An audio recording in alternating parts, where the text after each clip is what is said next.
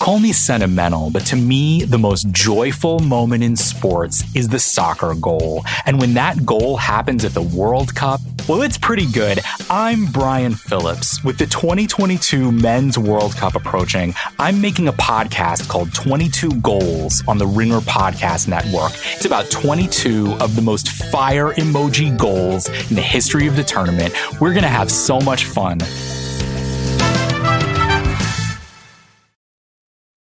This episode is brought to you by Anytime Fitness. We may talk a whole lot about sports, but when it comes to keeping fit ourselves, there's definitely room for improvement. I hit this point early July. I was just like, I am not in good enough shape. I started trying to walk at least 15,000 steps a day or hiking or just anything to keep my legs moving. Now it's the end of 2023. I feel great. I had a physical 3 weeks ago, and the guy was like, "You're doing great. You're doing better than you were 3 years ago." I felt great. Whatever your goals are, progress is possible thanks to Anytime Fitness. Get a personalized plan and support from an expert coach anytime, anywhere. Visit anytimefitness.com to try Anytime Fitness for free. Start to train for your life. Terms, conditions, and restrictions apply. See website for details. This episode is brought to you by Atlassian. Atlassian software like Jira, Confluence, and Trello help power global collaboration for all teams so they can accomplish everything that's impossible alone. Because individually we're great, but together we're so much better. Learn how to unleash the potential of your team at Atlassian.com. Atlassian.com. Atlassian. Tap the banner or visit this episode's page to learn more.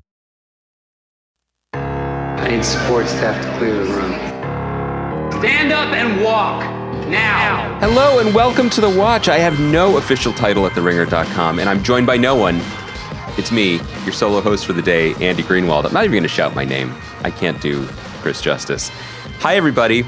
It's Thursday. Thrilled to be with you. Later in the episode, I've got an interview with an old friend, Allan Heinberg, who is now the showrunner of the #1 show on Netflix, I think worldwide at the moment, an adaptation of the beloved DC Comics, Vertigo Comics, titled The Sandman. So talk with Allan about all things Sandman coming up later in the show. But right now, you're stuck with me. Chris is on vacation, a much-deserved vacation.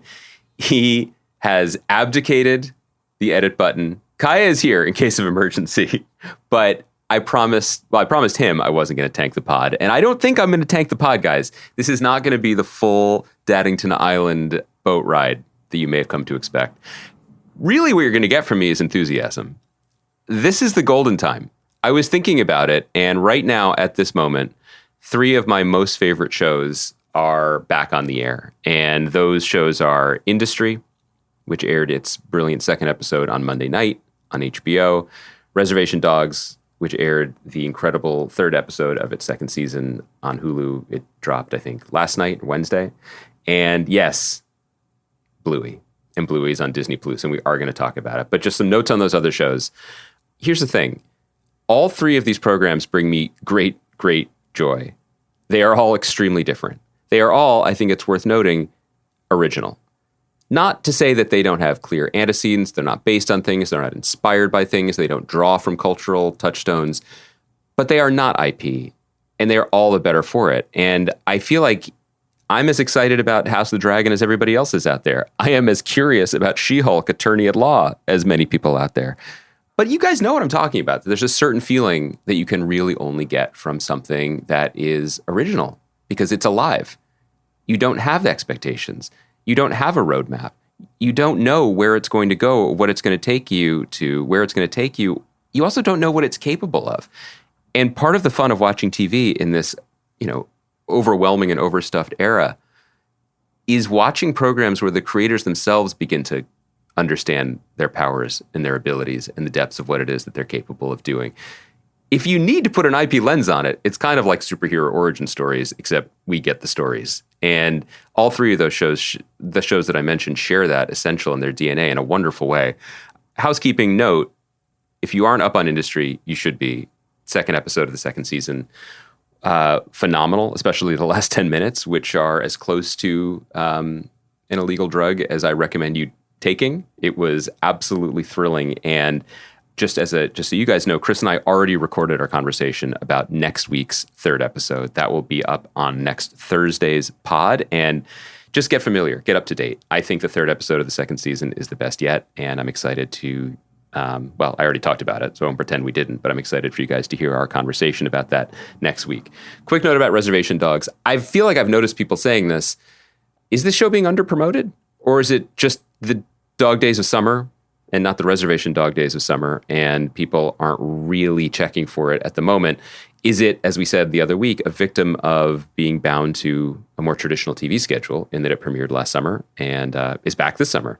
And people really aren't used to that. Maybe people need a little bit more of a break between courses of their exquisite meals. I don't know what the reason is. I don't know what the excuse is. Frankly, I don't know what the numbers are. Maybe it's going gangbusters for Hulu. But I was thinking about when I was watching this third episode, which, as with all episodes of Reservation Dogs, is totally sui generis. It's not like episodes that came before. It's not like episodes that came after. That will come after. It's really only ever itself in the best possible way. I was thinking this has been an amazing year for TV, full stop. And, we've already lauded Barry and the Bear, and we own the city, et cetera, et cetera. But at this moment, if you came up to me in a dark alley, A, please don't. B, there aren't many dark alleys in Los Angeles, and asked me what my favorite show was, I might just spit out Reservation Dogs. It gets me, man. It is so funny. It is so lived in. It is so vibey, and it is so emotionally devastating in the most subtle, earned way. This week's episode was, like many episodes, just another concentric ripple radiating outward from the event that sparked the series, which is the death by suicide of a character named Daniel, who we've only ever seen as a ghost or as a spirit or in flashbacks. Ostensibly, the episode is about Bear getting a job and becoming a roofer, or trying to become a roofer, and attempting to age his brand new tool belt by stepping on it right before the guys pick him up in their pickup truck. But very quickly becomes something more, of course, about what it might mean to be a man in not just the kind of broken world we all live in, but particularly within the confines of the reservation in Oklahoma where the characters live. It is haunting. It is surprising. It is bittersweet. It's amazing. The show is just on another level, and I hope people are watching it. Okay, speaking of shows that are on another level, I threatened I would do this. Guys, Bluey is back. Now, you heard me maybe talk about this show in our Best of the Year pod with Chris and Sam. And Sam is a dad now. He has bought a pretty nice parcel on the beach on Daddington Island, but his daughter is not TV age yet, I think. So I don't know if he was ready to hear me talk about this. We all know Chris is not ready to hear me talk about this, but Chris isn't here today. So I just have to tell you guys, I'm not kidding when I say that Bluey is magical. I'm not joking around or trying to get his goat when I say that it is special and maybe the best thing on television, full stop, year to year, across the board. It is totally unique. There are kids shows, and I have to watch a lot of them, or I have to be in the room doing the Wordle while some of them are playing, which are different things, but you kind of get it. There are shows that I tolerate. There are shows that are pretty good for what they are. There are a lot of shows that are bad. There are shows that are admirable and awesome, and I fully support. Like, for example, Avatar: The Last Airbender or its spin-off Legend of Korra. Those are really remarkable feats of respectful, broad, adventurous, serialized storytelling aimed at younger audiences. But I'm not going to ask Chris to watch them because I know him. And I also know that when given the choice between awesome, adventurous, serialized storytelling that's a cartoon aimed at preteens or awesome, serialized storytelling that's aimed at grown-ups, he's going to choose grown-ups. And frankly, I don't blame him. I'm not here to wage that battle. Bluey is something else entirely. Now, does it hit me more in the feels because I have two daughters who aren't that dissimilar from the two dogs on the show? Absolutely. Is it going to make you just weep with joy and bittersweet melancholia, or probably a term that doesn't exist in English and only in the original German? It probably won't. Maybe it will. But it doesn't need to, I think, to be successful. So just to remind everyone, Bluey is a cartoon show from Australia that premiered in 2018. 2 seasons have been streaming on the Disney Plus service for a while. They make something like, you know what, I don't even just say something like I am a professional podcaster. I can give you the actual number of how many episodes there are. They make 52 episodes a season. They break them up into halves of 26 and 26, generally when they air in Australia. Episodes are 7 to 8 minutes long.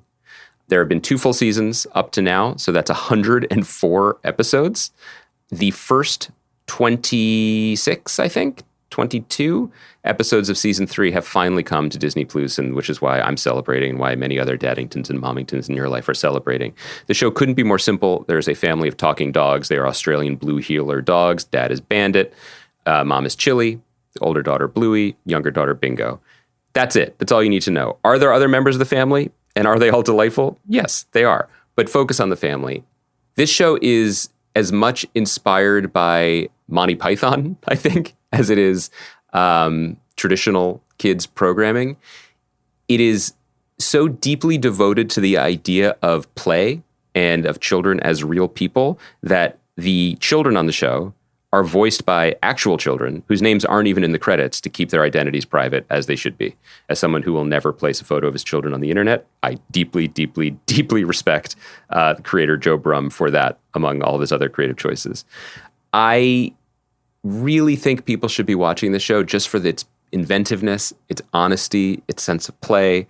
It's really, really a moving and enjoyable thing. I know that this is a lot because I just said there were over 100 episodes. So in the spirit of like being servicey to you guys, I tried to make a top 10 list. I can share this on social. You don't need to write it down. This is obviously incredibly, incredibly subjective. So I'm sure you have your own top 10s. I'm sure you have your own top 5s. Here's something that is really not useful for me as a podcaster to say to you. There are no bad episodes. There really aren't. There's some that are sillier. There's some that are more emotional. There are some that are just, formally interesting because they do different things. Like the show is called Bluey. There's an episode that's from Bingo's point of view. And instead of a voice saying the name of this episode of Bluey is whatever, they just say the name of this episode of Bingo is Bingo. So I'm going to talk you through my top 10. This is chronological, seasons 1, 2. First one is Keepy Uppy. It's a classic introduction to these characters and how they play. They don't scream. They don't shout. There's no violence. There's no like games within games or trying to sell you anything. It's an episode about a girl and her sister trying to keep a balloon off the ground. That's it. Oh, and also the show has original music written for every episode, which is total rarity in animation and is incredible. Next one is Takeaway, season 1 episode in which Bandit, the much put upon father, who is both a hero to all Daddingtons, but also on some level a villain because he's really, really good at imaginative play, and sometimes that shit can be exhausting. He takes his daughters to get takeout from a Chinese restaurant, and anyone who has ever tried to take children anywhere will appreciate the humor and chaos that ensues. Taxi, a classic episode that I would recommend for people who are just checking for comedy because it does more in 8 minutes than most sitcoms do in 28 minutes.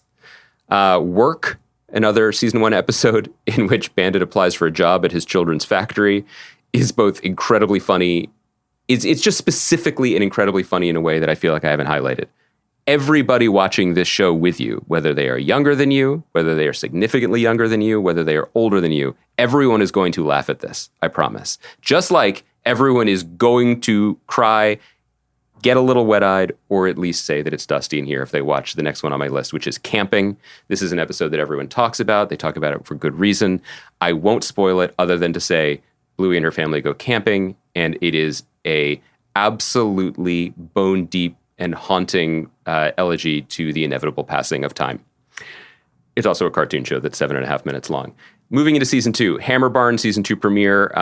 They go shopping in a big box store like IKEA, and everything is a potential game and everything is a potential distraction. It really puts you back into the seat on the shopping cart when you were a child, when everything was bigger than you were and everything was a game and you didn't understand why your parents were annoyed all the time. Sleepy Time is a absolutely trippy exploration of one child's dream logic inside of their head as they try to go to sleep. It is big-brained and beautiful and inspiring. Back to the comedy heads. You got to watch Bus. I think Bus might be the funniest episode. You could be the judge of that. Bingo and Bluey like to play characters called grannies, and they cause a lot of trouble. It is deeply funny. I was about to say I forgot, because I realize now I made it a list of 11. The reason I made a list of 11 is because I wanted to include something from season 3.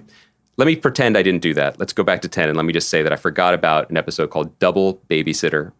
Double Babysitter is one in which Bingo and Bluey are babysat by both their regular babysitter and also their uncle. And the babysitter and uncle are very clearly flirting with each other. And it's somehow one of the best rom-coms I've seen recently, but it's also about putting children to bed. Kind of a wild card for the last one on my list, Mr. Monkey Jocks. Great name. This is an episode in which the parents tell the children that they need to do a chuck out and get rid of some of their stuffed animals. And the children, of course, say everyone is special. And so then the parents take this to an escalating game in which, well, if this random monkey wearing jocks, which is, I believe, an Australian word for jockey shorts or underwear, if this guy is special, then do we all have to serve him? And what does special mean? I'm getting choked up just thinking about these episodes, guys. I've watched many of these dozens of times. I would watch them again. I adore them. I love watching them with my children. I don't mind at all watching them alone. You won't be judged. These are high-quality television programs. Last thing I want to say, season 3 premiered with a bunch of episodes. I have not watched all of them because I'm trying to savor them with my kids. But the season 3 premiere is called Bedroom. It begins with Bandit and Chili finally putting away the crib in which their daughters each had their turn sleeping in when they were babies. Bluey says, maybe I want my own room. And, oof, yeah, this one's ripped from the headlines. This one hit a little close to home, and it is incredibly funny. It's incredibly moving. And if you watch it, whether you're a fan of the show or you've never checked it out, maybe just watch this one and watch how every character is given grace and agency. It's a lesson for anybody making any kind of programming or writing anything. All 4 characters are alive in each moment. And sometimes they're happy, and sometimes they're sad, and sometimes they're frustrated, and sometimes they're sick of each other, and sometimes they're just overwhelmed. And that's what all of us are, whether we are Mommingtons or Daddingtons. And it just really speaks to me on a human level, even though, as Chris would point out, this is a cartoon about talking dogs. And, I was going to go on this already has been a tangent, and we got to get into our interview, but it's really important for us to hold on to and celebrate programs, not just like Bluey, but just like Reservation Dogs, like Industry. Not everyone is going to like all 3 of these, but this is what storytelling is supposed to be. These are the chances our stories are supposed to take, the risks they're supposed to take, to show us things, to give us a different feeling, to give us something new. I recently, with the kids, watched the new Pixar spin-off movie Lightyear, in which, controversially, Chris Evans takes over the voicing of the beloved cartoon toy Buzz Lightyear from Tim Allen. And I have to say, I found it admirable. I respected a lot of it. Chris Evans does a great job. Uzo Aduba and Keke Palmer do great voice work, playing a grandmother and daughter in different timelines. And yet, I can't help but say that this movie is kind of emblematic of all the problems we're facing right now in terms of television and movies and creative output, full stop. The movie is hundreds, if not 1,000, brilliant artists and craftspeople working to solve a problem that, or to serve kind of an impossible master, which is expectation. This movie begins with an almost a labyrinthine apology for itself, where it's just like, in 1995, a boy named Andy, thank you, got a toy from his favorite movie. This was that movie. So instantly we're like, wait, this is an action movie in a cartoon universe from 1995, but it has 2022's not just politics, which I actually celebrate and applaud, it's 2022's just ridiculously convoluted plot business. I'm not going to spoil this movie, guys, but an adventure story about a space ranger is an adventure story about a space ranger. This is an adventure story about a space ranger that's also about the nature of time travel and just humanity. Did it need to be? And was the only time travel plot available to it the same plot as Lego Movie 2, a superior kids cartoon from a few years ago? I would love to be a fly on the wall in the creative conversations that went on to make this movie, because everyone is more labored than the next. And it added up to something that my kids really enjoyed. So I don't want to take that away from them. But I couldn't help but feel like we are collectively in the creative community kind of retconning the idea of childhood so it more properly aligns with what we do now with entertainment, where everything has to be continued, where everything has to fit together, where everything is a problem to be solved rather than an imaginative leap to be taken. And it's a bummer. It's a bummer. You guys hear me complain about being an old guy all the time. and I'm not going to stop doing it now, especially because I'm just going to keep getting older. But just to pull an example out of thin air, like Princess Bride was a wonderful movie when I was a kid, and it's still a wonderful movie. And I loved it, and I watched it a lot of times. And if it was on again, I've watched it with my kids. I've never watched it being like, I kind of want Inigo Montoya's origin story. I'm not saying it wouldn't be a good story. I'm not saying there isn't some curiosity there. I'm just saying that's not how my brain used to work. And that's not the universe we live in anymore. It would absolutely be subdivided and subcontracted and franchised out, and that story would be told, or that story would go straight to Paramount Plus, or whatever the case may be. And that feels creatively unfulfilling, I think, at a certain point. You know, like, I don't want my children to be encountering art or movies or TV and have their only questions be, but what happened before this story? You know what I mean? What's the origin story of the side character in this? I don't want that. I want them to be delighted. I want them to be delighted. And that's why I was raving about Marcel the Shell the other week. It's why I'm raving about Bluey now. And frankly, it's why, you know, you'll hear me and Chris rave about Industry next week. We're delighted by it. And I feel like that's something that we've lost a little bit. So that's my rant. It's nothing new. Just like the multiplex, it's nothing new, but it's heartfelt. Pivoting slightly into the Sandman, I think people by now know what this is. This is a project that has been in development for 3 decades, almost as long as the source material, which began publishing in comic book form in 1989. I got hip to it not soon after. I got into comics probably when I was 13 or 14, and I don't remember who was the pusher that was like, yeah, but you might like this too, in addition to X-Men. But it was a gateway drug, not just to different comics, but to what storytelling could be. It is absolutely groundbreaking head trip of a series that is essentially, you know, was unfilmable because the main character, Sandman or Morpheus, is a implacable kind of assholey deity. And this story is named after him, but he really only flits in and out because it's really much more across its 75 issues about the nature of humanity and dreams and telling stories and mythologies. And it was a convenient vehicle for Neil Gaiman, who became famous off the back of this, to explore all the things that interested him most. It is now a TV show, which is wild to me. And the first 10-episode season is available now and doing very well all around the world. I've watched the first 5, so the first half of the season. There are light spoilers for the first 5 in this conversation you're about to hear. But honestly, I'm not sure if it matters because the TV show, if you've read the comic, I don't think you can be spoiled. I think you can just sort of marvel at the opportunity to see these stories brought back into life, especially put on their feet for the first time, put on the screen. But also, and this is what I wanted to talk to Allan about, the small and subtle changes that he encouraged Neil Gaiman, who is his partner in the show, who is an executive producer, to make, because clearly it was vital to Neil Gaiman, as it was to many, many thousands of his, hundreds of thousands probably, of his fans, that this be a faithful adaptation.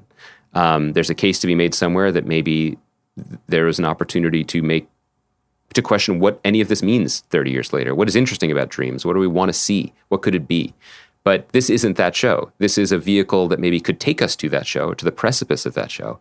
This is something different, and I think it's worth appreciating and enjoying it for what it is, which is a really thoughtful, really, honestly, heartfelt and beautiful life-bringing to stories that brought a lot of life and a lot of imaginative thought, you know, bring that idea back into a lot of people's lives over the last 3 decades. So I really enjoyed the show, but also I really enjoyed talking to Allan about it, who has been a friend, as you'll hear, for almost 2 decades, and who cares about this stuff so deeply and is so uniquely qualified to be the steward of this franchise because he venerates it, but also he is a dogged and incredibly skilled TV practitioner who was a playwright and then worked on Sex and the City and on the OC and Grey's Anatomy for many years. He wrote the Wonder Woman movie. And so he just, I think, more than many people that I know, even in this industry, just knows what box to put things in and knows what tweaks to make to bring things into sharper focus. Certainly this is a word that comes up in our interview, in the relational way that TV needs to function to make us care about it. So I'm a big fan of the series, big fan of Allan, and we had a really long talk about the nitty-gritty of adapting something that for many decades was considered unadaptable. So we're going to get into this interview. Check out Sandman on Netflix if you haven't already. Chris is on vacation, but he is going to be calling in from vacation on Monday so he and I can talk about the series finale of Better Call Saul. So that episode, if all goes well, should go live at the same time we've been putting up the episode, so late Monday night.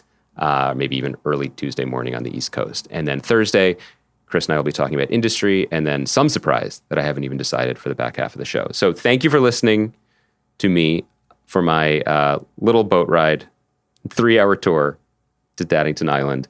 Thank you to Kaya for putting up with it and listening to it, and for producing, as always. And let's get into it. This is my interview with the showrunner of Netflix's The Sandman, Allan Heinberg.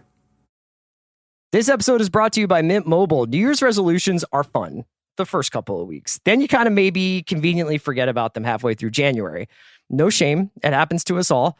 But this year I have a foolproof plan, at least when it comes to saving money. Just switch to Mint Mobile and you're done. Goal accomplished, because for a limited time, their wireless plans are $15 a month when you buy a 3-month plan.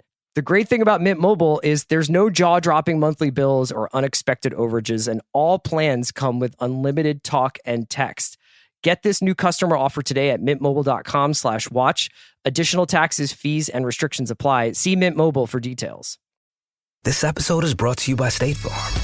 You might say all kinds of stuff when things go wrong, but these are the words you really need to remember. Like a good neighbor, State Farm is there. They've got options to fit your unique insurance needs, meaning you can talk to your agent to choose the coverage you need, have coverage options to protect the things you value most, file a claim right on the State Farm mobile app, and even reach a real person when you need to talk to someone. Like a good neighbor, State Farm is there. If you went on a road trip and you didn't stop for a Big Mac or drop a crispy fry between the car seats or use your McDonald's bag as a placemat, then that wasn't a road trip. It was just a really long drive. Ba-da-ba-ba-ba. At participating McDonald's. Why does this room look amazing? What'd you change? I just got these custom shades from Blinds.com. It's all online, so it's really easy. I remember shopping for blinds. I waited around all day just to get a quote. It took forever. And the worst part, hidden fees. How about you? I chatted with my Blinds.com design consultant on my time. Plus, they make it easy to DIY or add installation like I did. Blinds.com sounds way better. Way better. Shop Blinds.com for up to 45% off. Rules and restrictions may apply. I am beyond thrilled to be joined by my longtime friend and now the showrunner of the amazing Netflix adaptation of The Sandman, Allan Heinberg. Welcome to The Watch. Thank you so much for having me as a longtime fan of yours and the podcast. It's Allan, an honor to be here. Is this your first time on the podcast? Yeah. That's crazy. Well, I mean, we've both been so busy. Come on. We've been so busy, but I'm so happy to have you on. People might not know this. We have known each other for 18 years. Amazing. Which is shocking and relevant to our conversation about The Sandman, which is going to be rich, fulfilling, and in-depth through the first 5 episodes. I feel like it's important to give context because we met at Comic-Con, thus establishing ourselves as geeks of the highest order, right? Like this was before everyone went to Comic-Con. I think that was my very first Comic-Con too. And yeah, I think it was. I had never been before. And you were there because you had just written or were about to be announced as the writer of your first comic, which was Young Avengers for Marvel. Yes. And the reason I bring it up is because, comic books have played an important part in your personal life, in your career. You also wrote the Wonder Woman movie. Can you paint a picture for us about who you were when you discovered The Sandman, which began publishing in 1989? Like, what was your inbox like? Your long box, not your inbox. And what was your journey into this comic before it even came across your transom professionally? Well, I had been a long-time comics fan since I, was reading anything. I was reading comics and had been a DC fan primarily, which will come as a surprise to people who've read Young Avengers. But I didn't read a lot of Marvel comics, but I was steeped in DC lore. And after something called the DC implosion happened in 84, 85, I took some time off from comics. I thought, okay, well, a lot of my favorite titles were getting canceled and they were downsizing and maybe I've outgrown comics. And so the noise that Sandman was making at the time, got me invested. I guess it was the Michael Gilmore article in Rolling Stone. So I started buying it then monthly. And as you know, it is steeped in DC Universe lore, going way back.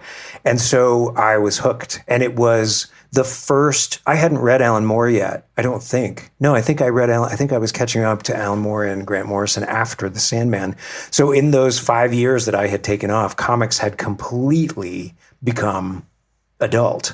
And the writing, never in my comics fan experience had writers been sort of leading the charge in terms of getting people to read these books. It was always characters you loved. It was always the artist who was drawing them. But this was writer-driven comics for the first time ever. And I completely was under Neil's spell from my first issue.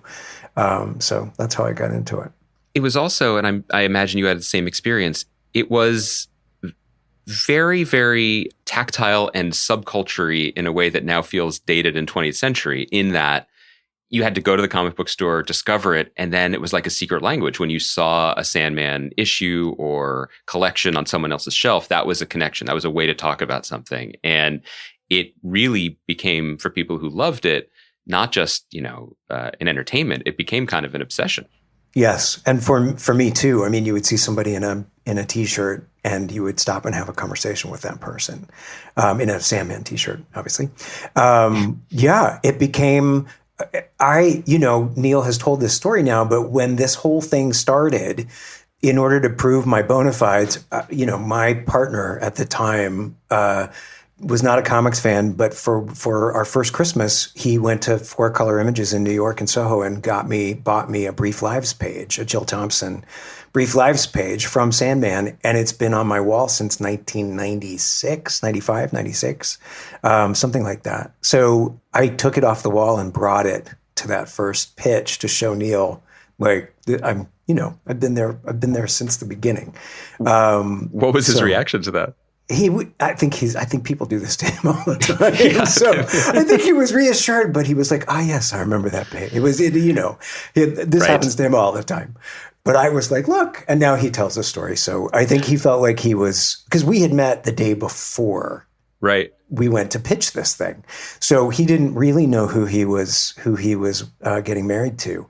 And I was trying to reassure him by showing him my Jill Thompson page. That's beautiful. And also a brilliant segue. I can't believe you must have done this before, because I did want to ask about how your path into this, because all of the what we were just discussing as prelude is basically to really just make people understand, like, this is sacred text to a large subculture around the world, and it's had a very tortured journey to other mediums because of that. I mean, I know there was a successful podcast recently, but the development of Sandman as a filmed property is almost as long as the book has been in existence, and to the point where Neil has told the story also that he went into the Warner Brothers film division and said, "Please don't make this movie."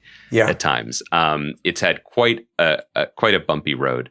What was your path into this, and then I guess two-part question: what was your path into it, and then we can discuss your anxiety about taking it on next. Sure. Well, it's all one story. I mean, okay. As a fan, the minute I started, loving the book, you would hear about an adaptation happening or not happening. And, I would feel, eager to see whatever happened. And then knowing it could never be done faithfully, I would be even more delighted when it would fall apart. And so ever since I was in a professional situation, televisionally or filmically, I would say to my friends at Warner Brothers, what are you guys doing with The Sandman? And I've been asking them that question now for 20 plus years. And it was always tied up in features. I know Eric Kripke was developing it for the CW at one point, but it has always been off limits. And so that's sort of prelude to saying my ABC, I was with Shonda Rhimes for 15 years, and my overall deal at ABC, when she had left to go to Netflix, my deal was up, and my agent was very sweetly setting me up in meetings all over town, trying to figure out what the next move would be. And the next to the last meeting was with Susan Rovner and Clancy Collins-White at Warner Brothers TV. And I've known them for a long time, and we did our ill-fated Wonder Woman CW pilot together. We all bear the scars of that unfortunate debacle. So, but we had a great time working with each other, and we've been eager to do that again, and this is the first time I've been free since then. So, we talked about various projects, and nothing really, I don't think we landed on anything. And then as I'm walking out the door, Susan I think it was Susan said, are there any other DC Comics properties we haven't developed yet that you'd be interested in? And I turned to her and I said, well, I'm just going to ask you the question I've been asking you for the last 20 plus years, which is, what are you guys doing with Sandman? And she and Clancy looked at each other and smiled. And Clancy said, do you know David Goyer? And I have known David for years. And I looked at her and said, oh, is David doing it? I had no idea. And Clancy said, David's executive producing it with Neil Gaiman, but we don't have a writer and we don't have a showrunner, and we're pitching it in 2 weeks. And we just sat there with that information for about a second. And then Susan said, go, we'll call you. And I left the office and I went down to my car. And when I got to my car, my phone vibrated in my hand and it said David Goyer. And I picked up the phone and I said, hi, David. And David, can you swear on this podcast? Please, you're encouraged to. So David said, are you fucking kidding me? And I was like, how are you? And he said, when is your contract with ABC Studios up? And I said, tomorrow. And he goes, you're fucking doing this. And I was like, David, if you and Neil have something in mind in terms of what you're going to do, I don't want to come in. And he was like, we don't have anything in mind. You're doing this. I'm going to call Neil. And he hung up on me. And that's how it happened. It was literally 34 years of loving something, 25 years of asking to be the person who gets to do it and being told no. And then at that, I don't know how to describe. It was very much like how Wonder Woman happened with Zack Snyder and Patty Jenkins. Everything just moved into place at exactly the right moment. And I didn't have to do anything except love this as hard as I've loved it for 34 years. So it's an odd story. And then to your second question, I said to David, we got back on the phone after he called Neil. And I said, let me just reread the books. Give me the weekend. And I think I met with him. That was on a Friday. I met with him on Monday. And I said, I can't do this. I can't do this. And he was like, why? What are you talking about? I was like, it's unadaptable. Like, go and read it. It's so much of it is narrated and so much of it's Neil's voice, and it's the structure of Doll's House really frightened me, and all the DC stuff and the Dream Cave and Hector and Lyda, and how do you do Brute and Glob? Anyway, I thought if Neil, and I didn't know Neil at the time, I said, if Neil is really wanting a copy and paste adaptation, I won't be the right person for this, honestly, because I'm going to make it all relational and do a lot of work. And David said, trust me, Neil knows that. He just came off of doing Good Omens. He knows how difficult these adaptations are. He is an amazing collaborator and not precious at all. And I was like, okay. So, I said yes, and we worked out. The lawyers went to work on my contract as fast as they could because the pitch date was coming up. And then the day before the pitch, Neil and David and I had dinner for the first time. And we were at a Japanese restaurant on Santa Monica Boulevard. And I'm super nervous, but also like, if this doesn't work, it doesn't work. If we don't have chemistry, if he hates what I'm going to say, good to know. And then they can just go and do the pitch without me tomorrow, and which they were going to do anyway. And it's no harm, no foul. And to my absolute relief, the first thing Neil said to me was, okay, our lead is naked and in a cage and doesn't speak for the entire pilot. How do we make the audience fall in love with him? And I was like, okay, he knows, he gets it. He's yes. Let's talk about that. And so at that dinner, if you've seen it, you have seen the first 5. Yes. The whole idea of bringing Jessamy into the story, present day, and then losing Jessamy the Raven. You don't meet Jessamy in the books until Thermidor, which happens much later. That was all a product of that dinner and wanting to see Dreams bond with Jessamy or anyone, right? Because otherwise, exactly right. Yeah. We didn't know at that point that we were going to do a prologue. That sort of happened later. We just assumed we were going to tell the story the way Neil had told the story, which was sort of revealing Dream over the course of the first hour. And eventually we found out fairly quickly, especially in post, that was not going to work, that the prologue was essential, that we meet Dream in his world before we get sucked into the 1916 narrative. Well, I have so many questions spinning off of this because it's interesting. Well, the first thing that I was struck by was just how faithful this adaptation is in a beautiful and respectful and celebratory way. Thank you. The second thing I was struck by was how well do I remember these books? Because it's been a while. So I go back and it felt familiar and I felt it was accurate. But then I went back and I noticed little things like the one you just mentioned. Well, he didn't have a raven then, so we didn't see that. The Corinthian isn't there at the beginning. So I don't really know what the opposition is other than this, magician who doesn't survive the first issue, I believe, or the first storyline. So I'm noticing all these small changes that are really just letting it flow and making it make sense in a TV kind of, in a TV language. And somewhere in there is the beginning of, I think, probably a series of questions, because this is faithful to a story Neil told. But Neil's story is kind of insane, right? Because you look back on it, it doesn't make any, it makes a lot of thematic sense, and it makes sense in terms of what he's interested in. But it's not as if this was, at least this wasn't evident from the beginning, one story. And I feel like TV, certainly franchise TV storytelling, has sort of fallen into that rut that, we're going to begin something here, but in 7 or 8 seasons, if you trust us, we'll find out who the king was or what the dragon means or where the rings came from or whatever the case may be. So I guess just from a creative perspective, once you got a green light, how did those conversations develop between you, who have such, I think, exceptional abilities to tell stories in this format, with someone like Neil, who told this story in his preferred format already, and yet was in the room with you? Well, I think you've hit on the real difference between the comic and the show. And that, I think, presented itself gradually that, Netflix, we needed to construct a version of this show that had people needing to see the next episode. It's very important that be the case. And if we went in, well, I guess I should back up and say, Neil has been very honest and open about why he built the Sandman originally the way he did, as a sort of anthology platform with which he could tell any story he wanted to, some of which are not really connected to Dream or tangentially connected to Dream. But it was never designed really to be one story or one person's story. And obviously, as you have astutely pointed out, Netflix really needs it to be one person's story, because when you get to the end of the episode, you need to want to find out what happens to that person. And so that's the biggest shift, is taking the source material and deciding, all right, we are telling Morpheus's story.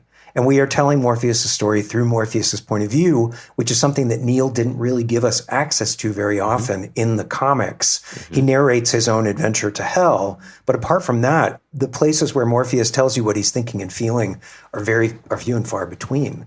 So it was challenging for me to have to reconceive my understanding of the source material according to those sort of guidelines, but also really liberating once Neil gave me permission to not only, sort of figure out what Dream's sense of what's going on in his mind from moment to moment, but putting it on the page. So even though it's not often that he tells you what he's thinking or feeling, I, as the writer, have to know what he's thinking and feeling at every moment, so I can tell the director and tell the actor, here's what this moment is about.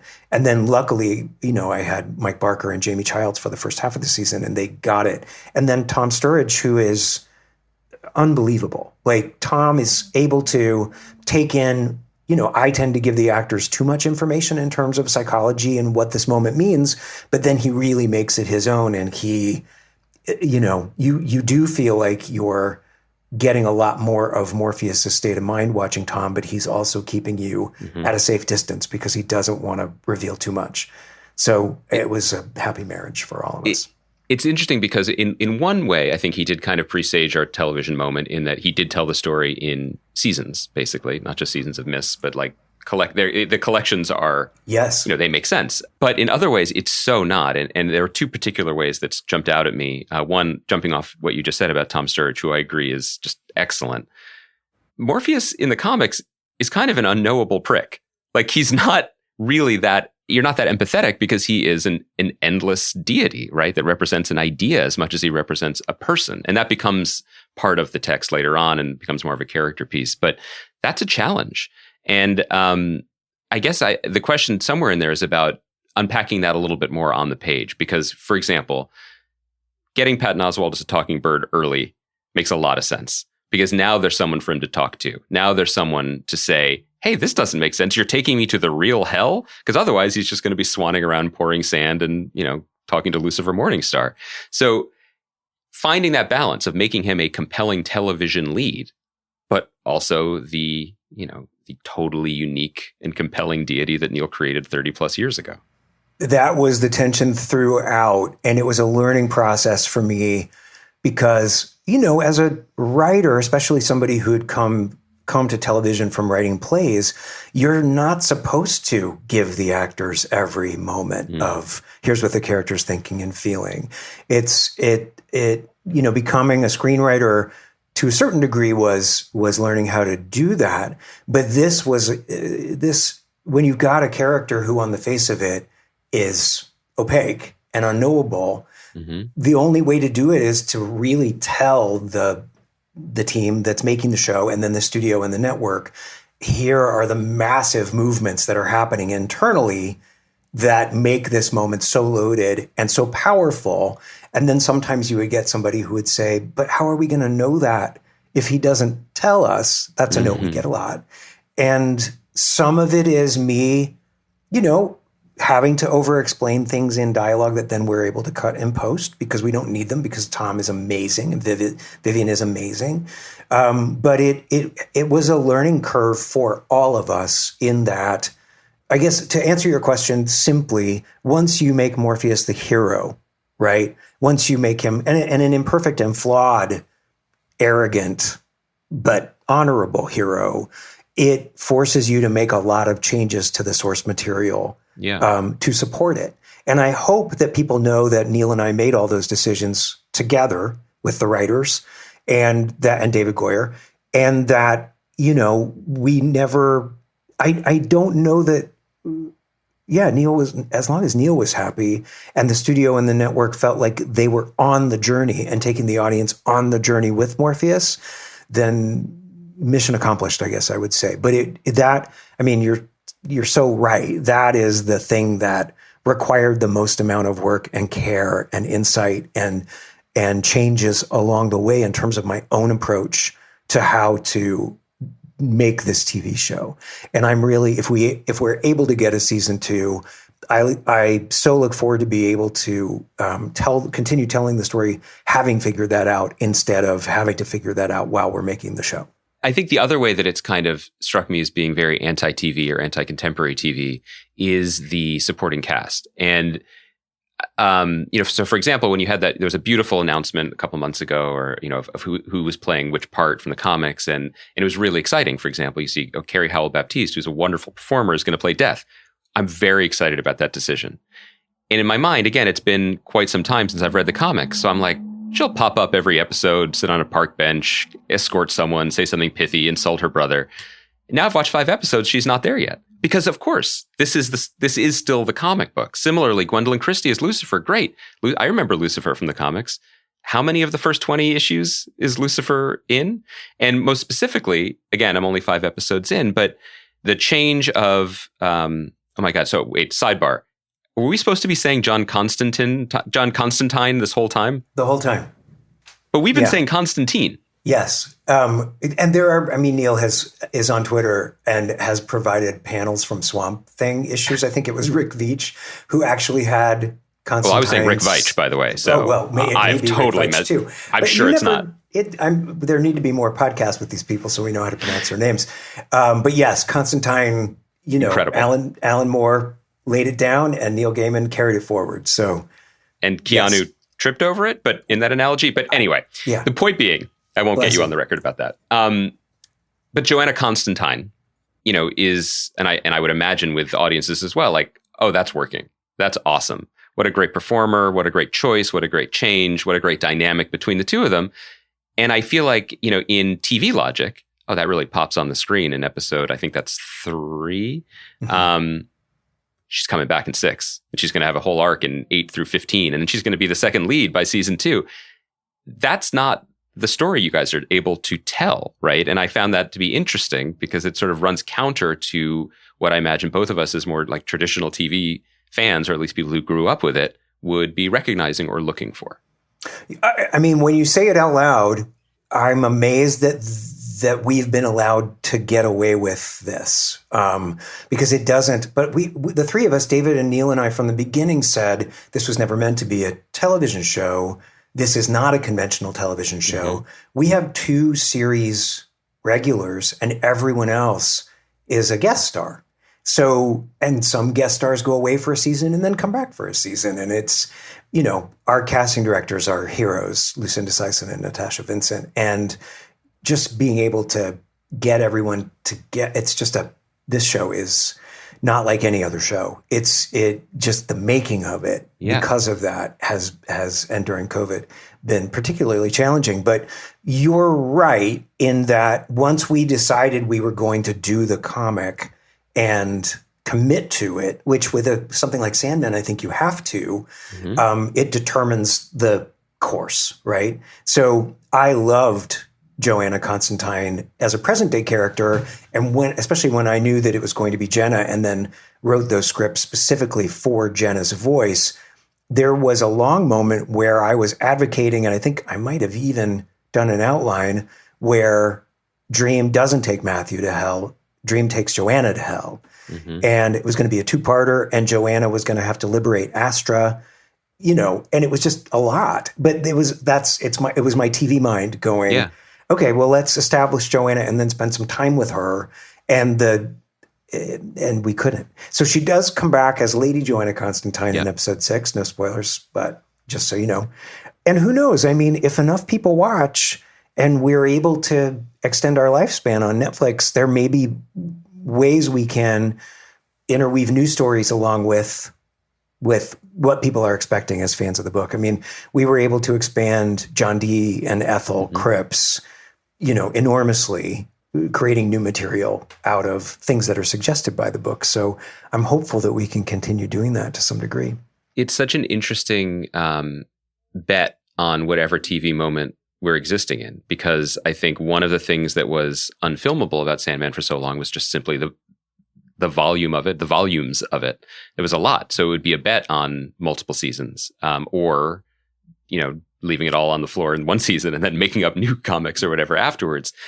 I feel like a few years ago, I'd be like, well, yeah, it's Netflix. Netflix just probably rubber stamps 10 seasons. And what they bought was the whole thing, not just one piece of the thing. And that's why this is the perfect place for it. Amazing. Those days, like 18 months ago, those days don't feel like they were that long ago, but they now are in the past. And so now I would imagine you're in a moment where you have made, I think correctly from an artistic point of view, a very strong bet on the work you've done leading to more work in the future. But am I correct in assuming there's a lot of uncertainty in all of this? Absolutely. I mean, Netflix is very mysterious. They are loving benefactors, but they're also very mysterious. And they're going to be looking at 30 days of metrics before they will know how they want to proceed or if they want to proceed.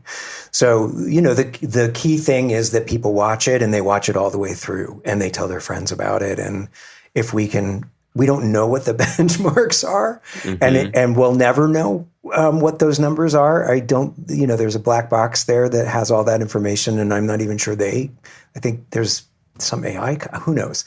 But yeah, we're very hopeful. I'm working on scripts for season 2 now, and we had a 20-week writers' room, which was incredibly helpful. And we'll see what happens. But we need people to watch.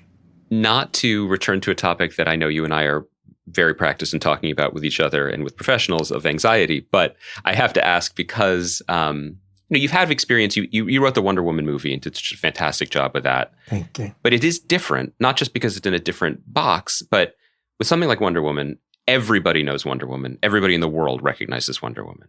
Sandman, not everybody knows, but those who do know adore, which I think is a different kind of relational fandom. So what was it like in the trenches with this material, getting under the hood, and then even going so far as to do the job, which I think you all did such a beautiful job with, of casting and realizing you are making these decisions that are going to, in some ways, solidify the future life of these characters in the minds of people, and that people are waiting and hoping and wondering and eventually judging. How I know that can't be in your head when you're in it, but what role did that perception or awareness play throughout creatively? Well, luckily, I was one of those fans who was so protective of the material and had my own set of expectations that I assumed would be mirrored in other fans' expectations and hopes and dreams. So I was constantly checking in with myself as that fan. And then the writer's room was a really interesting mix of folks, some of whom really love genre stuff, some of whom do not, many of whom came with me from Shondaland, from The Catch and Scandal and Grey's Anatomy. And so we're approaching the material relationally the way that I was, because I'm primarily a relationship writer. And some had read the books and had strong feelings about them, before as a fan. Some were just reading the books for the first time, and having those different perspectives on the material were incredibly helpful in terms of distilling what is this story about? What is this scene about? And then, how I am in the writer's room, those conversations very quickly become about what's going on in your life and the ways in which reading this material makes you feel about your family, about your relationships, about, I remember in the Joanna Constantine episode, in the original comic, Rachel, the victim, is a junkie. And she's a junkie when John meets her. And we were very... we did not want to tell an addiction story, but that it required us to get really intimate with each other about addiction stories and our relationship to them. And do we want to do that? Do we not? Why? It was a lot of the work that you end up doing on a show, on any Shondaland show or Sex and the City, in my experience, where it has to become very, very personal for everybody in that room in order for that to come out on the screen on the other side. So it was going back and forth. It was always, we love Sandman, and the Sandman fan in me was sort of always policing the way that those stories were told with the room. And then the room sort of operated as let's just look at the stories on their own, apart from that, as an exercise. And then I would leave the writer's room and I would get on the phone or a Zoom with Neil, who was in New Zealand for much of the time. And Neil loves the Sandman as much as I do, clearly, and is as protective of it as I am, and also understands what's important about keeping and what isn't. And so I had the benefit of all of this. That's what's so great about the writer's room and about running a show is, and then once department heads got involved, that's a whole other level of collaboration and all these brilliant minds, people who love Sandman, whether they're coming to it for the first time or whether they knew it before. I just felt really safe because I was such a fan and because Neil was there. And I knew that if I pitched him something that didn't feel like Sandman, he would tell me. The miracle of it was that we never disagreed. I mean, in 3 years, we've never had a disagreement about how to proceed. It's a collaboration that I never saw coming. And as a super fan, you will appreciate, oh my God, if my 19-year-old self could only have known that at my advanced age, I would be on the phone with Neil Gaiman every day making Sandman. It's just beyond. It's beyond. And then you would have had to explain to your 17-year-old self about how Netflix used to mail DVDs to you, but now, that's a whole backstory. Exactly. It's a prologue. And by the way, we should also say that while there was Grey's Anatomy DNA in your room, there was also Briar Patch DNA in the room. There was. We have to say, shout out the great Jay Franklin on this podcast. I did want to ask, you were mentioning department heads. Yes. And I did want to ask about the role of visual effects in the making of the show, because what's so remarkable about it is the idea of a set or of even a physical plane or of reality that the characters are walking in changes from not episode to episode, but often moment to moment. And it's kind of a two-part question, I guess. The first part being, how did you conceive and communicate worlds that you could not physically show either to your writers yet or even to the actors ultimately, right? Of what it ought to feel like or what it will one day feel like. Well, luckily we had the books. The books were always what we pointed to. And I will say, after we sold the show to Netflix, I think 2 weeks later, we hired Ian Markiewicz to be our visual effects supervisor, who had worked with David Goyer on Krypton. And that Ian was my collaborator, my first collaborator, before we even got a writer's room together, before I had even Neil and David and I had written the pilot, the first episode. So those conversations were happening prior to anything else. And then we moved Ian into our writer's room complex. So his desk was right next to mine. And as you know, my writer's room is open. So Ian was in the writer's room as much as possible. Our production designer we hired very quickly, Gary Steele, he would be in the writer's room as much as possible so that everything is happening together. These conversations are not happening independently. Everyone is making this together at the same time. And so it would be a matter of like, all right, well, let's look at the books. And then Ian or Gary would go off and pull visual references from the real world. Because I think it was very important for us, for the three of us, to do everything we could in the physical world and on location and practical locations, you know, especially for interiors. But, you know, hell is a place in London, so to speak. I think I've been there. Yes. So we knew that because we had to be very frugal with our VFX budget, we knew that it was not limitless. We wanted to shoot everything in the real world that we could and then use VFX to enhance what we had already done in the physical world. So some sets we were going to build. But again, as you know, like with a regular TV show, you have standing sets and they are around the whole time and you shoot on them in every episode and you amortize what you spend over the course of all those episodes. We had no standing sets. We had a cathedral that we would go to for days, and it's a massive thing to light and tent and, you know, but we didn't have anything on stage that we used the entire season. So I remember Gary started building the diner set and Hell, Lucifer's throne room, the minute we got to London, even though we ended up shooting them a little bit later. But everything else was practical. Everything else was practical locations. Fawney Rig, which is, you know, most of the first episode takes place at Fawney Rig, is a place called Nettlebed. It's an estate that I think I heard Harry Styles might have bought after we left. I don't know, maybe. I'm sure but it's connected. That was the rumor. We had to get kicked out after Christmas because Harry Styles was coming to look at the place. Shout out to Harry Styles. So yes, it was a creative decision we made very early on that we did not want actors in a green screen environment. And the volume at that point, you know, was too expensive and we just couldn't afford it on our budget. And that's the Mandalorian VisFX wall that we've talked about on the podcast before. We discussed it and then we said, no, let's go old school. So I think that, you know, in many ways, the most practical and old school effect that you have is the power of your performers. And I wanted to bring up David Thewlis as John Dee, but also maybe as a way to talk about episode 5, 24/7, which is, you know, a really significant episode of your series. It's a significant issue of the comic. In many ways, it's the one that I do remember being like, oh, they're going to do this. This is possible, not just in terms of like what we now in TV would call like a bottle episode, but like the depths that it could go, the extremes that it could go to, the ideas that it could be peddling in. You know, it really was shocking as a younger person and didn't know comics could do that, let alone any medium. But specifically in the scope of your series, like to have an actor of David Thewlis's caliber, you know, bringing his Mike Lee, I am in the room with you and everything is about my raw humanity, but clutching a magical ruby does so much work for you. And it's amazing. And I guess the question I have is about the conversation you would have with David Thewlis that allowed him to ground himself and his performance in a way that, you know, is incredible service to the show and to that episode in what is a very heightened and supernatural circumstance. Well, he is a fan of Neil's and had been aware of the books. And we had originally approached him to see if he'd be interested in playing Roderick Burgess.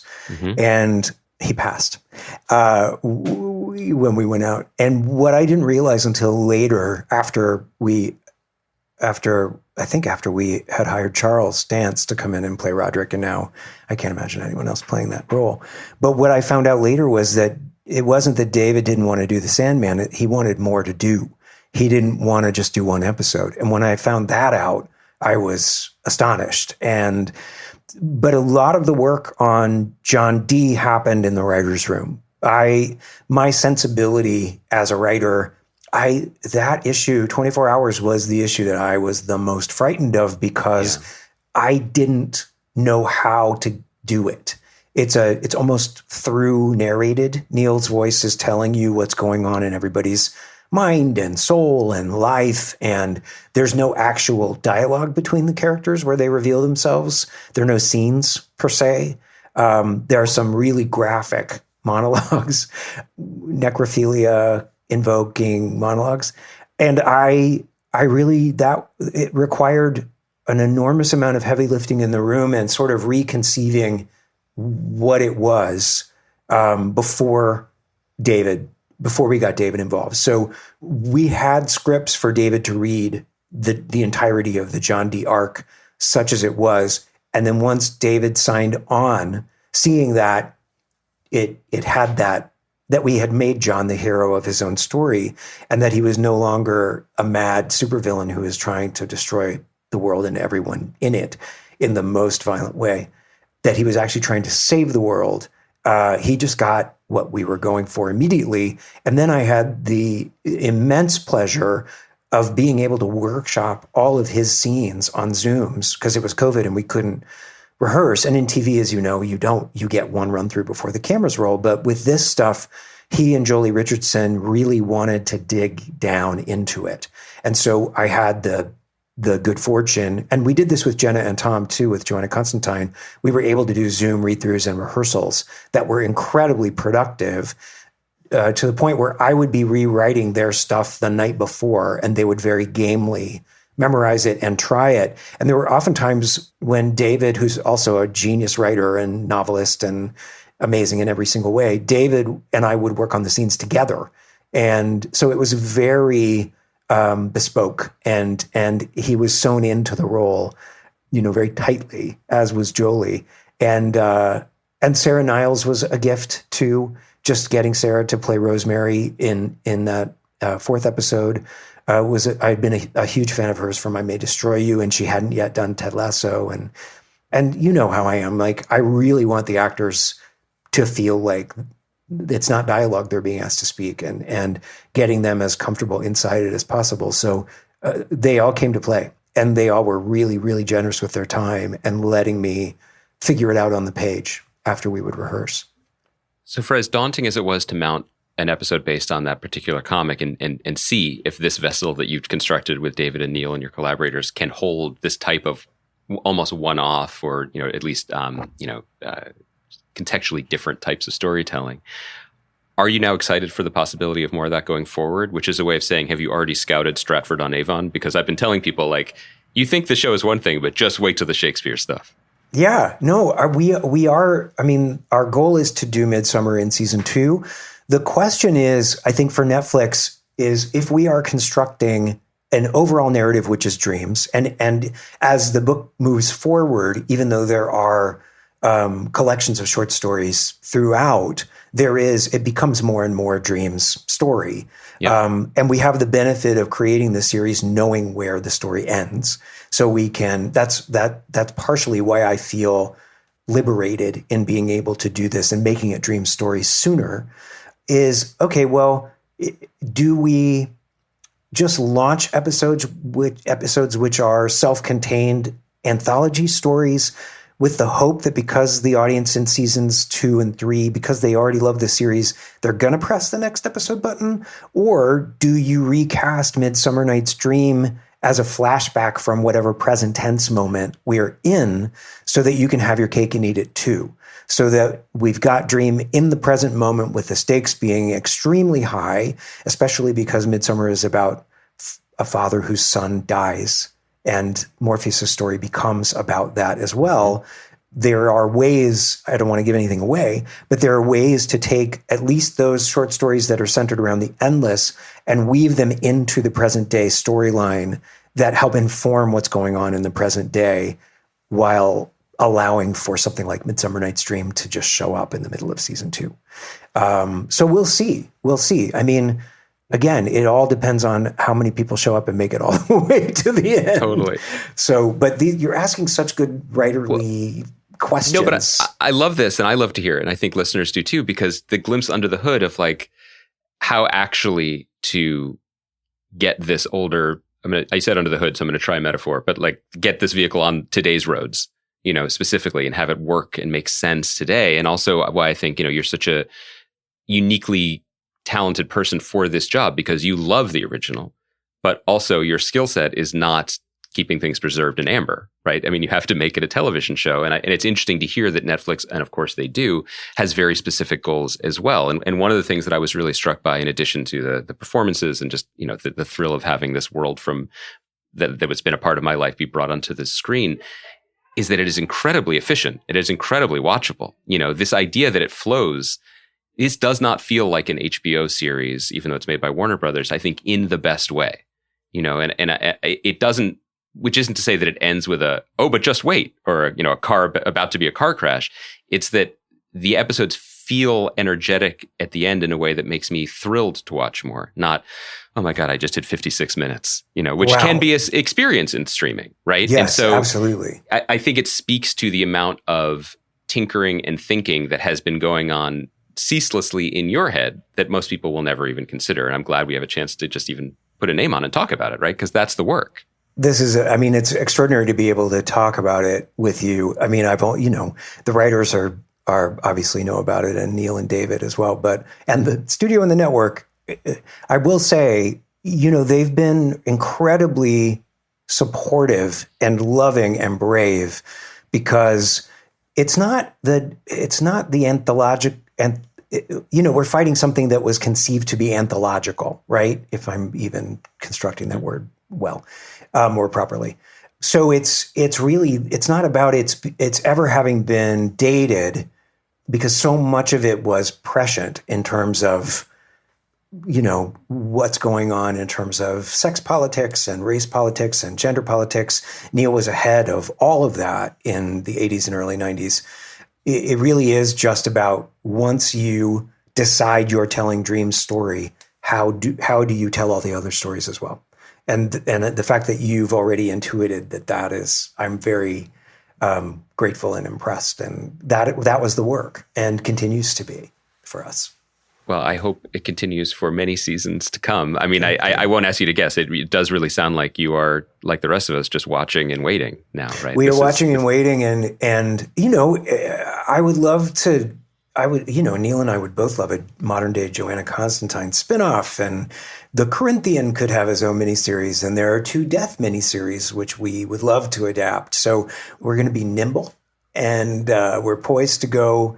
I have a season 2 I have all the scripts ready to, when they pull the trigger, we'll talk about it, but we'll see what the feedback is. And yeah, it's just been a pleasure and a joy. And to see that you are, as a viewer, because I haven't talked to a lot of people who've watched it, it's very gratifying to hear that you've picked up on every nuance that we.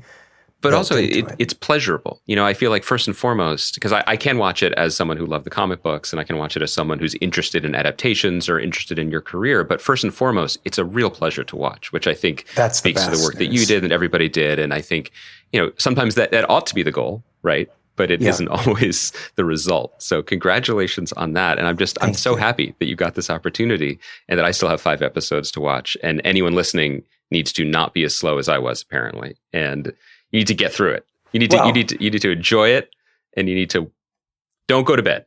Right, that's the takeaway. And the hope is that people will go back to the comics after they watch it, and then come back to this series again, because it really is a conversation. I feel, between the television show and the comic, and so we'll see. Well, overdue. A pleasure to have you on the podcast, Allan. It's great to talk to you, and I hope you'll come back when we get a season 2, and we can talk more in depth, just about Shakespeare.